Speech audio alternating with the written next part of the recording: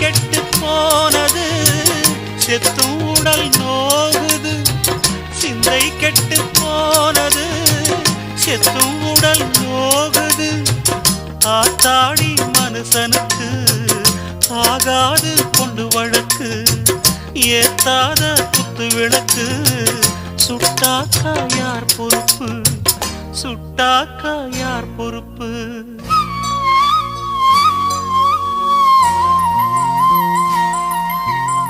எட்டு மடிப்பு சேர